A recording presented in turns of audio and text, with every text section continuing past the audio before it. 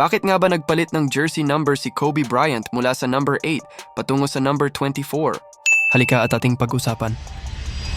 Nang madraft si Kobe sa NBA noong 1996 bilang 13th overall pick, ay ang number 8 na ang numero na sinuot niya hanggang sa maging ganap siyang isang NBA superstar. Pero may dahilan nga ba ang Black Mamba ng NBA sa likod ng pangyayaring ito?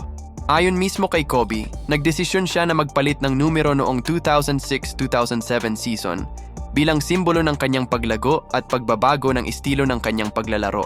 Dahil ang number 8 daw na mas una nating nakita, ay dito natin nasaksihan ang batang Kobe bilang isang agresibong maglalaro at may hindi pangkaraniwang atletisismo. Sa numero ding ito niya nakuha ang kanyang unang 3 magkakasunod na kampyonato mula taong 2000 hanggang 2002, kasama ang nooy pinakadominanting player sa kasaysayan ng liga na si Shaquille O'Neal.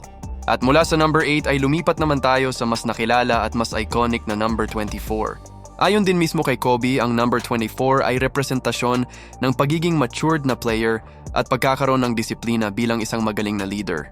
Kung dati daw ay puro eksplosibong mga highlights ang napapanood natin sa kanya mula sa number 8, ay ibang version naman daw ang number 24 kung saan nakatuon lang ito sa kanyang pagiging leader at bilang mukha ng opensa ng Los Angeles Lakers. Sa pag-alis din ni Shaquille O'Neal bilang best duo niya sa team, ay pinatunayan ni Kobe na kaya din niyang makakuha ng kampyonato kahit wala si Shaq.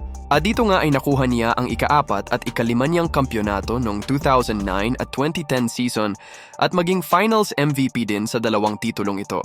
Patunay lang na ang number 24 ay simbolo ng isang magaling na leader. Bagamat magkaiba man ang numerong ginamit ni Kobe sa pagpasok at paglabas niya sa NBA, ay parehas naman itong iniretiro ng Los Angeles Lakers bilang respeto at pagtanaw ng utang na loob sa nag-iisang Black Mamba ng NBA.